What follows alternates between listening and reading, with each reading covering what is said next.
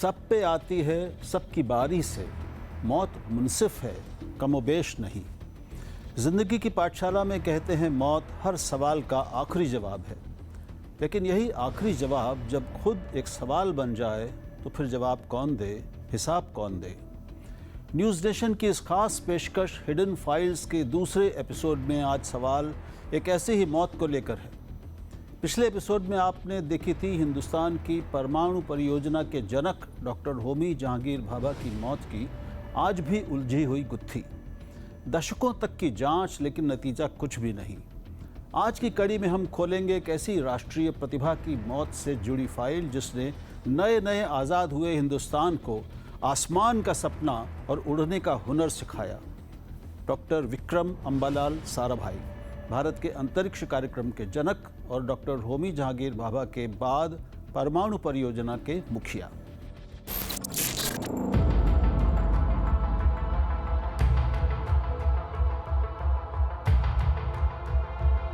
साथियों, डॉक्टर साराभाई को वैज्ञानिक समुदाय भली भांति जानता है।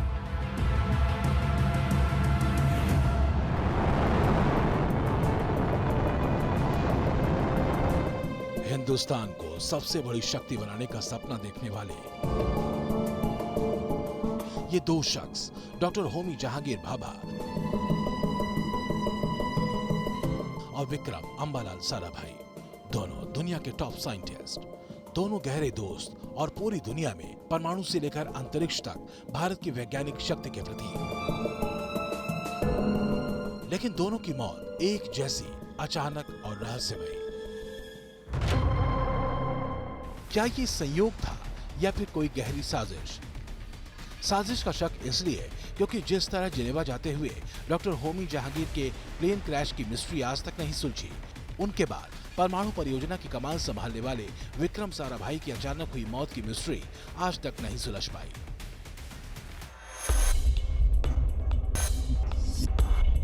और जब मिस्ट्री नहीं सुलझी तो कॉन्स्पिरेसी थ्योरीज भी तमाम आई।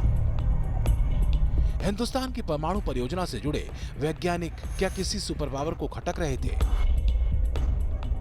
क्या दुनिया की चौथी परमाणु शक्ति बनने से रोकने के लिए पहले डॉक्टर भाभा और फिर विक्रम साराभाई की हत्या कराई गई? मिस्ट्री ही रहेगी, लेकिन पूरा यकीनन है कि वो मर्डर था।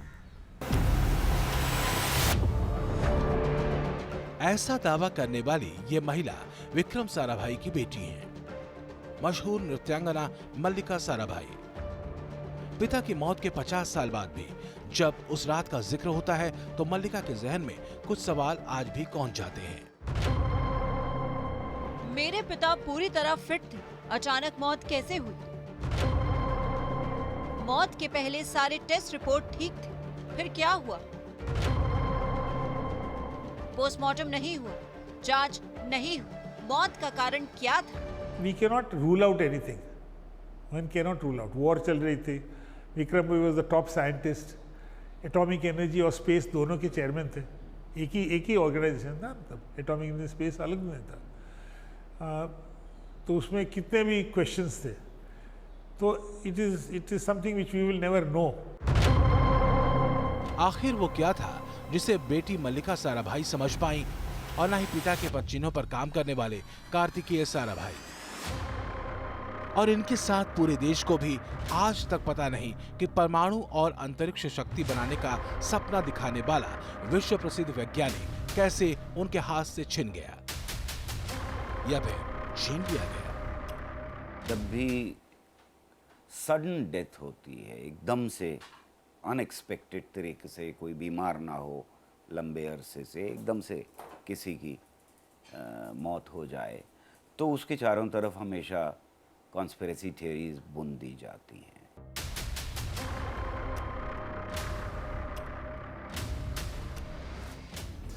डॉक्टर होमी जहांगीर भाभा की तरह विक्रम साराभाई भी लंदन की कैम्ब्रिज यूनिवर्सिटी से पढ़े थे।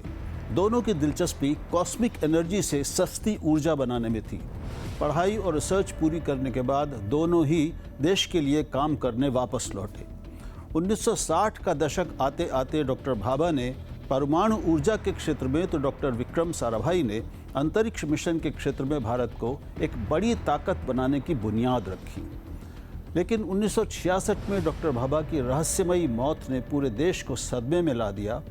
तब उनकी जगह विक्रम साराभाई को अंतरिक्ष मिशन के साथ परमाणु परियोजना की भी कमान सौंपी गई। साराभाई ने अगले 5 साल में उस बुनियाद पर ऐसी बुलंद इमारत खड़ी की जिसे अमेरिका जैसी महाशक्ति ने भी महसूस किया।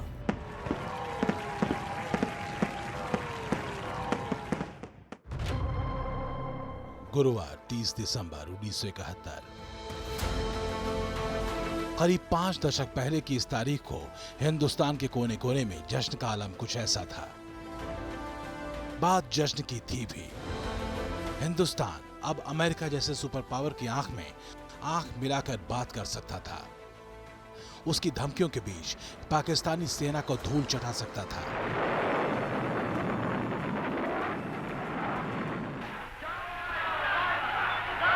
अभी 2 हफ्ते पहले ही तो 90,000 सैनिकों के साथ पाकिस्तान के उस जनरल ने हिंदुस्तान के सामने घुटने टेके थे। अभी इसकी सुर्खियां पूरी दुनिया में गूंज रही थी, जमीन से लेकर आसमान तक। अमेरिकी दादागिरी के बीच पाकिस्तान को पस्त करने के बाद हिंदुस्तान के हुनरबाज बुलंदी के नए युग की बुनियाद पुख्ता कर रहे थे।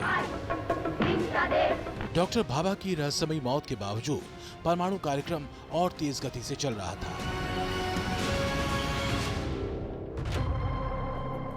अंतरिक्ष में पहले उपग्रह आर्यभट्ट को भेजने की तैयारी के साथ हिंदुस्तान सैटेलाइट लॉन्च करने वाले पहले स्वदेशी व्हीकल रोहिणी का डिजाइन तैयार कर चुका था।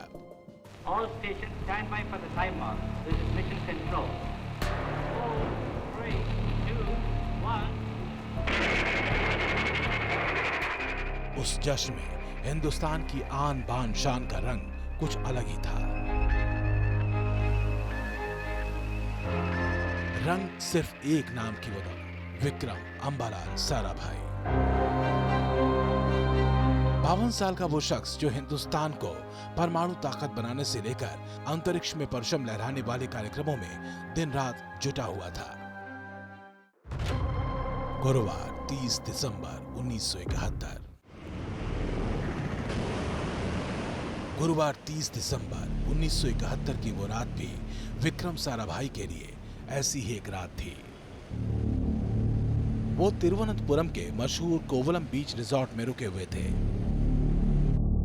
30 दिसंबर को दिन में प्रोजेक्ट से जुड़ी तमाम बैठकें की, रूसी रॉकेट का लॉन्च देखा और देर शाम को थुम्बा रेलवे स्टेशन का उद्घाटन किया। विक्रम साराभाई की अगली सुबह यानी 31 दिसंबर का भी कार्यक्रम तय था। न्यू ईयर पर मुंबई निकलने से पहले वो भारत के पहले सैटेलाइट लॉन्च व्हीकल रोहिणी की डिजाइन की समीक्षा करने वाले थे। लेकिन 30 दिसंबर की उस रात की कोई सुबह ही नहीं हुई। 31 दिसंबर 1971 कोवलम बीच रिजॉर्ट, सुबह 6 बजे। वो सुबह जो पूरे हिंदुस्तान के लिए खुशगवार होनी थी, उसकी आंख कुछ इस तरह खुली। आमतौर पर 5 बजे तक जग जाने वाले विक्रम साराभाई जब अपने रिजॉर्ट के कमरे से बाहर नहीं निकले, दरवाजे पर दस्तक के बाद भी कोई सुगबुगाहट नहीं मिली तो दरवाजा तोड़ दिया गया। दरवाजा टूट गया। लेकिन बीती रात की नींद अभी खुली नहीं थी। बिस्तर वैसे ही लगा था, सिरहाने किताब वैसे ही अधखुली थी। विक्रम साराभाई बिस्तर पर वैसे ही लेटे थे, पीठ के बल सीने पर हाथ रखे हुए, एकदम शांत। लेकिन ये शांति हर निगाह में खटक रही थी। यकीन भी भला कैसे होता किसी को। 52 साल की उम्र, किसी गंभीर बीमारी का कोई रिकॉर्ड नहीं, बीते कई दिनों से किसी भी मर्ज का कोई लक्षण नहीं, बल्कि विक्रम साराभाई तो अपनी दिनचर्या और फिटनेस को लेकर बेहद सतर्क रहने वाले व्यक्ति माने जाते थे। वो शख्स एक सामान्य दिनचर्या और खुशगवार शाम के बाद अपने कमरे में मृत पाया जाता है। ये कैसे हो सकता है? क्या हुआ? कैसे हुआ? इन सवालों के साथ जो सबसे बड़ी बात लोगों को खटक रही थी वो थी विक्रम साराभाई जैसे गोरे चिट्टे शख्स का शरीर कुछ घंटों ही में नीला कैसे पड़ गया। 31 दिसंबर 1971 अहमदाबाद। विक्रम साराभाई की मौत में किसी रहस्यमयी साजिश की आहट साल के आखिरी दिन जलती उनकी चिता के साथ और भी तेज होती गई। साराभाई की सडन डेथ की वजह क्या थी? अगर दिल का दौरा पड़ा तो सबूत क्या मिले? डेथ के 2 घंटे में शरीर पर ब्लैक स्पॉट कैसे पड़े? बॉडी पर ब्लैक स्पॉट क्या जहर देने का संकेत था? जो उनको देखे थे उनका डेड बॉडी को, उनको ये भी आश्चर्य हुई थी कि उनका जो गोरा शरीर पे पूरा काला स्पॉट हो गया था। ये एक पॉइजनिंग का एक निशान है। रिटायर्ड स्पेस साइंटिस्ट तपन मिश्रा ने विक्रम साराभाई की मौत के पीछे पॉइजनिंग का संदेह पिछले साल ही जताया था।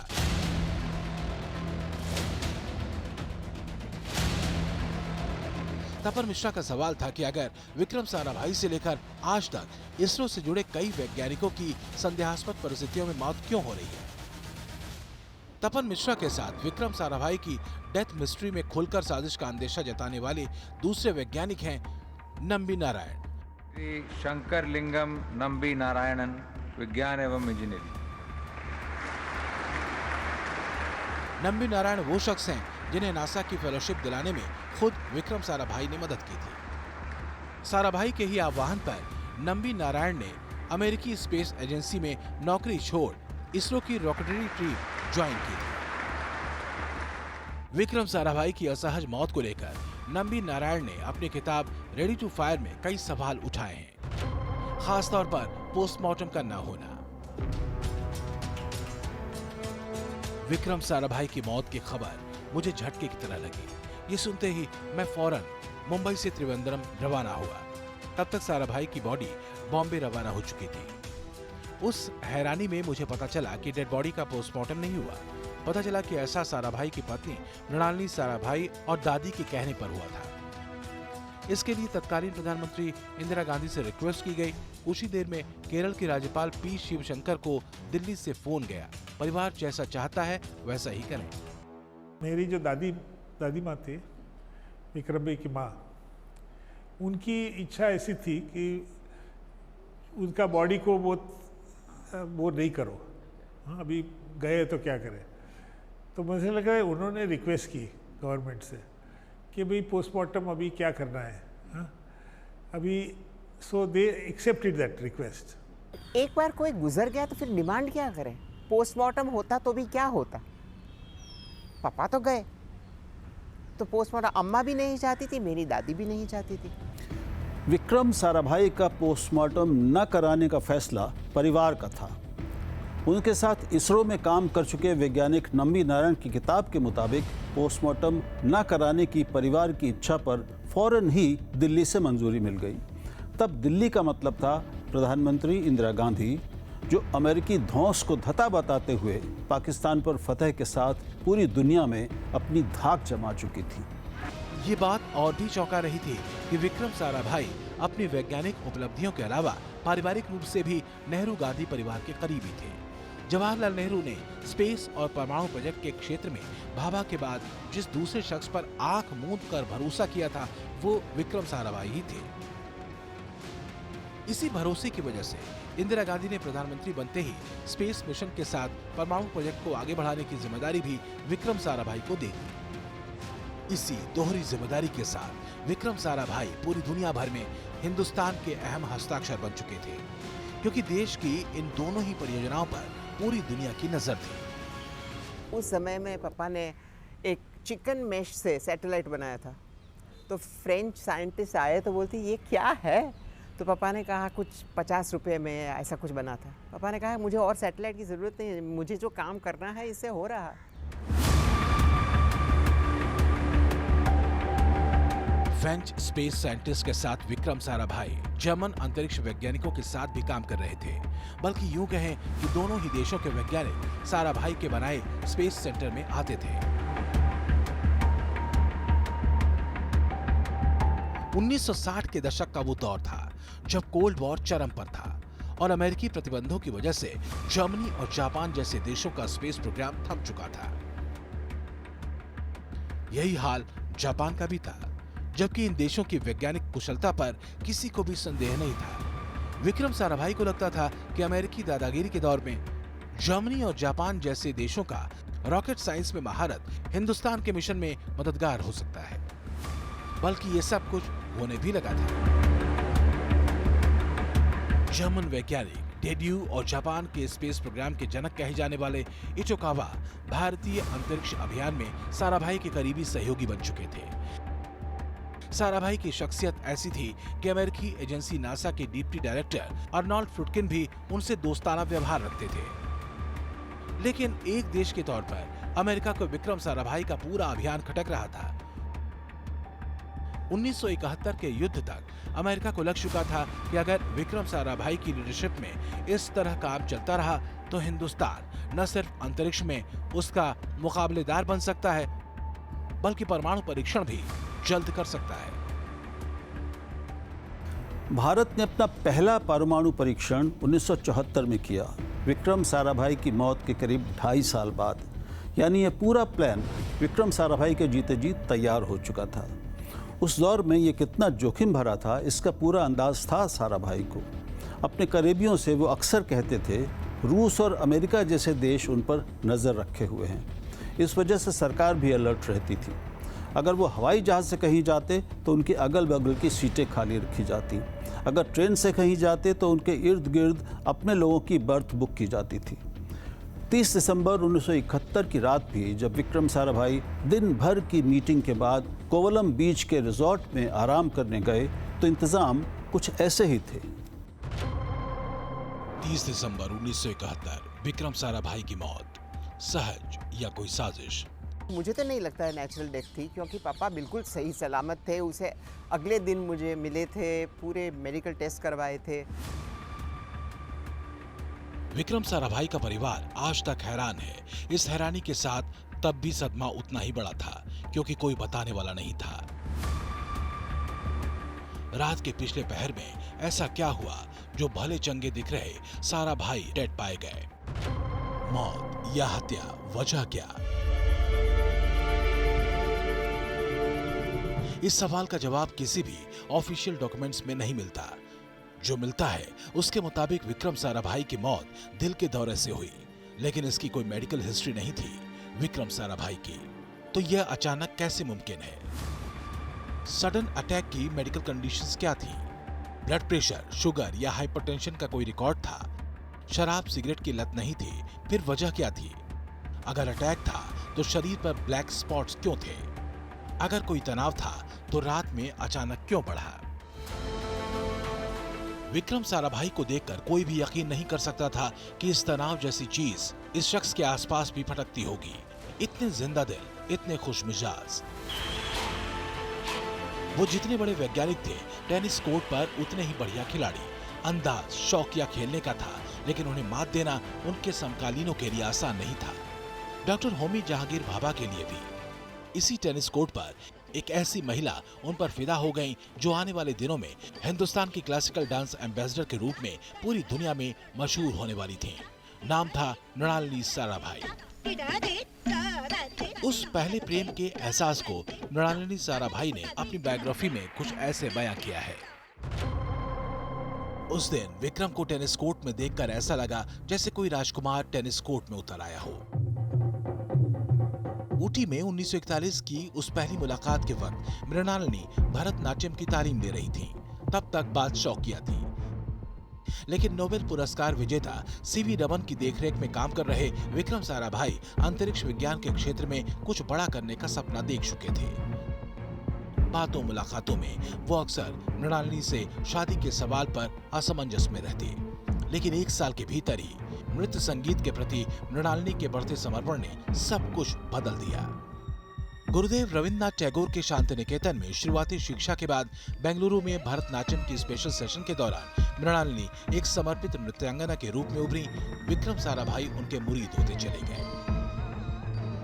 और वो अपनी व्यस्तताओं के बीच भी मृणालिनी के हर शो में दर्शक के तौर पर मौजूद होते। ये समर्पण और प्रेम 1 साल के भीतर ऐसे परवान चढ़ा कि दोनों शादी का फैसला कर चुके थे। वो साल था 1946। ये अजीब अंजाम था उस मोहब्बत और एक खुशनुमा शादी के बंधन का जिसे सुनकर भी कोई यकीन नहीं कर पाता। शादी के 20 साल और 2 बच्चों के साथ भरी पूरी गृहस्थी इस तरह कैसे तनाव से भरने लगी। इस दर्द की तस्दीक खुद मल्लिका साराभाई करती हैं, जो उस वक्त 5-6 साल की थी। जब मुझे लगा कि पापा अम्मा के साथ कुछ गलत कर रहे हैं, तब मैं 5 साल तक पापा से मैंने बात नहीं की। और मैं जब 13 साढ़े 13 साल की थी, तब पापा को समझने लगी, तब पापा से फिर से बात करती थी। और फिर 4 साल में तो वो गुजर गए। मृणालिनी और विक्रम साराभाई के रिश्ते में उठा बवंडर तब भी किसी से छिपा नहीं था। खुद विक्रम साराभाई इसे लेकर मुखर थे। इसकी वजह थी कमला चौधरी।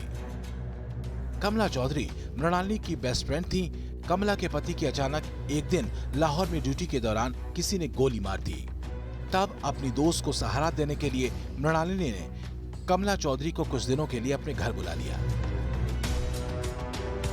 लेकिन इसी प्रवास के दौरान विक्रम साराभाई और कमला चौधरी कब करीब आ गए इसका पता भी नहीं चला। लेकिन जब पता चला तब ऐसा तूफान उठा जो विक्रम साराभाई और मृणालिनी की तमाम शालीनता के बावजूद दोनों के रिश्तों में कड़वाहट बढ़ता गया। हालांकि जैसा मल्लिका साराभाई बताती हैं, उनके आखिरी दिनों में सब कुछ शांत हो चला था। दोनों ही बच्चों ने उन हालातों को स्वीकार कर लिया जिसमें विक्रम साराभाई कमला चौधरी के करीब हो गए थे। कोई ने पूछा था, कोई टेलीविजन वाले ने, कि आप रिटायर होंगे, अगर आप रिटायर जब भी होंगे तब क्या करेंगे? तो उन्होंने बताया मुझे छोटे बच्चे के साथ साइंस एजुकेशन में काम करना है। हा? तो उनका जो थोड़ा जो मुझे एक उसका लाभ भी मिला कि मेरे साथ साइंस एजुकेशन उन्होंने किया, मैथ्स एजुकेशन किया, पर उनका तरीका बहुत अलग सा था।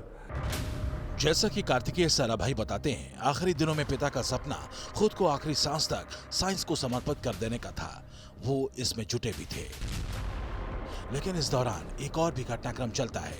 देश में परमाणु परीक्षण की तैयारी और तत्कालीन प्रधानमंत्री इंदिरा गांधी की अगुवाई में इसे जल्द पूरा करने के निर्देश। हालांकि विक्रम साराभाई एटॉमिक एनर्जी की पृष्ठभूमि से नहीं थे, लेकिन डॉक्टर भाभा के निधन के बाद साराभाई की अंतर्राष्ट्रीय मान्यता और प्रशासनिक क्षमता को देखते हुए उन्हें एटॉमिक एनर्जी कमीशन का अध्यक्ष बनाया गया। विक्रम साराभाई सैद्धांतिक रूप से डॉक्टर भाभा से उलट परमाणु ऊर्जा के शांतिपूर्ण इस्तेमाल के पैरोकार थे। परमाणु बम को वो दुनिया के लिए विनाशकारी और बेतुकी चीज़ मानते थे। लेकिन 1971 की जंग के दौरान डॉक्टर साराभाई की सोच में बड़ा बदलाव आया। हालांकि उनकी अगुवाई में चल रही परमाणु परीक्षण की तैयारी अब भी इंदिरा गांधी की उम्मीदों के मुकाबले धीमी थी।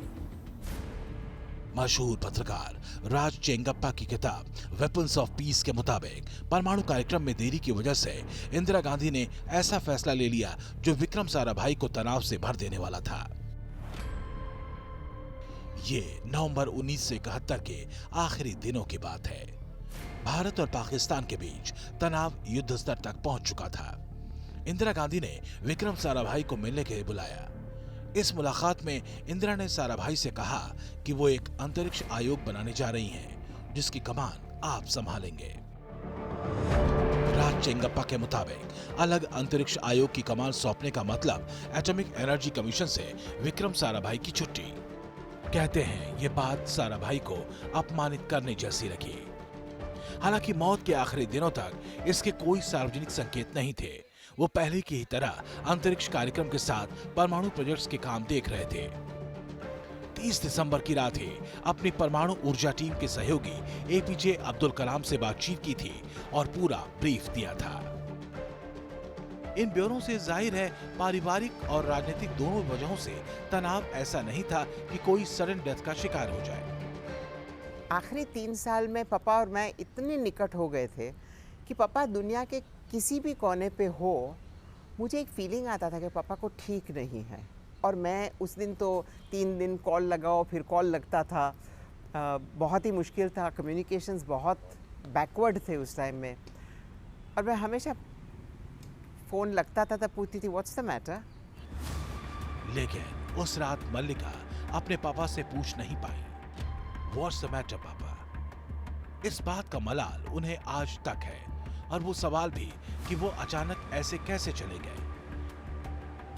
इस सवाल के जवाब लिए जरूरी जांच में चूक तो पहले ही हो चुकी थी, लेकिन सुराग मिला भी तो साराभाई के इंतकाल के 30 साल बाद।